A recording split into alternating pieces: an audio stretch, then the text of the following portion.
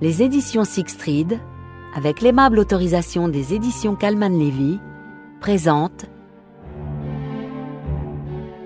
Les masques éphémères de Donna Leon, interprété par Renaud Bertin Cordoliani.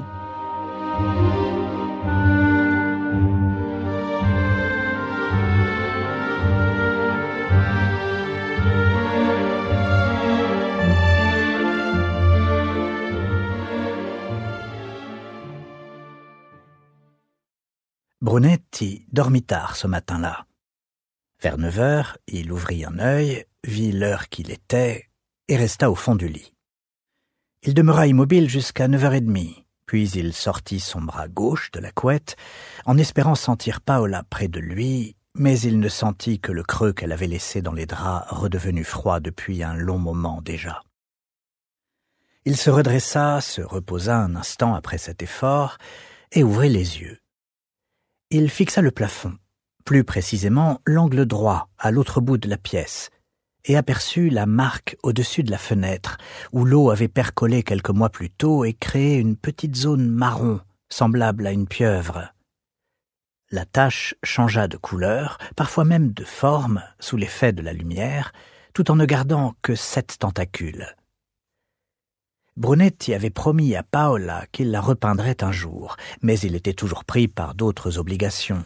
Ou bien il faisait nuit et il n'avait pas envie de grimper à l'échelle dans l'obscurité, ou bien il ne portait pas ses chaussures et ne voulait pas prendre le risque de gravir les barreaux en chaussettes. Ce matin-là, la vision de la tâche l'incommoda plus que de coutume, et il décida de demander à leur homme à tout faire de venir passer un coup de pinceau et d'en finir avec cette histoire. Mais son fils aurait pu s'arracher de son ordinateur quand même, ou de son portable où il restait des heures à discuter avec sa petite amie, et se porter volontaire pour aider ses parents, pour une fois. Conscient de s'apitoyer sur son sort et de son ressentiment, Brunetti chassa ses pensées de son esprit et se mit à réfléchir aux événements du dîner de la veille, au cours duquel il but 3 verres de grappa qui furent responsables de son état embrumé. Conformément à la tradition, il avait rejoint pour leur rendez-vous annuel certains de ses camarades de liceo dans un restaurant situé au début de la Riva del Vin, où les propriétaires avaient la gentillesse de les placer systématiquement près de la même fenêtre, avec vue sur le Grand Canal. Au fil des ans, leur nombre s'était restreint de 30 convives à seulement 10, pour les raisons habituelles, leurs différents lieux de vie, leur situation professionnelle et leur état de santé. Certains d'entre eux, lassés des inconvénients de la vie à Venise, avaient déménagé. D'autres avaient obtenu de meilleurs emplois ailleurs, en Italie ou en Europe, et 2 camarades étaient décédés. Cette année, Brunetti avait retrouvé les 3 mousquetaires de toujours, dont Luca Ipodrino, qui avait transformé la trattoria de son père en un établissement connu dans le monde entier, en appliquant 3 règles relativement simples. Il servait la même nourriture que celle que sa mère avait servie pendant 30 ans au docker de Rialto. Cependant, elle était servie à présent en petite quantité dans des assiettes en porcelaine et dressée à la manière des restaurants gastronomiques. Mais surtout, les prix enflaient perpétuellement. La liste d'attente des réservations, surtout pendant la Biennale ou la Mostra de Venise, commençait à se remplir des mois à l'avance. Franca Righi, qui avait été la première petite copine de Brunetti, était partie faire ses études de physique-chimie à Rome et elle enseignait maintenant à l'université où elle s'était formée. Elle avait été celle qui avait exhorté Brunetti à suivre les cours de biologie et de physique et qui prenait désormais un malin plaisir à l'informer à chaque fois qu'une des lois qu'ils avaient étudiées se révélait fausse et nécessitait d'être mise à jour. Quant au 3e, Matteo Lunghi, il était en plein divorce. Sa femme venait de le quitter pour un homme beaucoup plus jeune, et le commissaire et ses amis durent réconforter ce pauvre gynécologue au cours de ce fameux dîner. Les 6 autres avaient bien réussi leur vie, ou tout au moins le laissaient entendre lorsqu'ils se retrouvaient en compagnie des personnes qui les avaient connues pratiquement toute leur vie. La fluidité de leurs échanges provenait en grande partie de leurs références culturelles et historiques communes, ainsi que des valeurs éthiques de leur génération, tacitement reconnues et partagées. Tout en songeant à tous ces éléments, le commissaire repoussa les couvertures et alla se doucher à la salle de bain. Il resta un long moment sous l'eau chaude, ses enfants n'étant pas là pour lui reprocher ce gaspillage, et il retrouva progressivement ses esprits. De retour dans sa chambre, il déploya sa serviette sur le dossier d'une chaise et commença à s'habiller. Il sortit le pantalon d'un costume en cachemire et laine gris foncé qu'il n'avait plus mis depuis l'hiver et qu'il avait acheté 2 ans plus tôt pour 3 francs 6 sous lors de la fermeture du magasin de vêtements pour hommes sur le Campo San Luca. Bizarre, se dit-il en fermant le bouton. Il m'allait mieux quand j'ai acheté le costume. Peut-être qu'il a rétréci au lavage. Il se détendra dans la journée en le portant. Et il fit quelques pas pour voir. Il s'assit ensuite sur la chaise, enfila une paire de chaussettes foncées, puis des chaussures noires qu'il avait achetées à Milan des années auparavant. Comme elles s'étaient faites à son pied avec le temps, il éprouvait immanquablement un délicieux frisson de plaisir lors de cette partie de son rituel. Il prit la décision de ne pas porter de veste au vu de la chaleur qu'il avait fait la veille. Brunetti était certain de pouvoir compter sur une nouvelle journée d'été indien. Dans la cuisine, il regarda si Paola lui avait laissé un mot sur la table, mais n'en trouva pas. C'était lundi, donc elle ne rentrerait pas de l'université avant la fin de l'après-midi et passerait la journée dans son bureau à discuter avec les doctorants dont elle dirigeait les thèses. Elle était ravie qu'ils viennent rarement lui parler et appréciait au plus haut point de ne pas être dérangée car elle pouvait ainsi préparer ses cours ou s'adonner à la lecture. « Bien heureux sont les profs de fac », pensa Brunetti.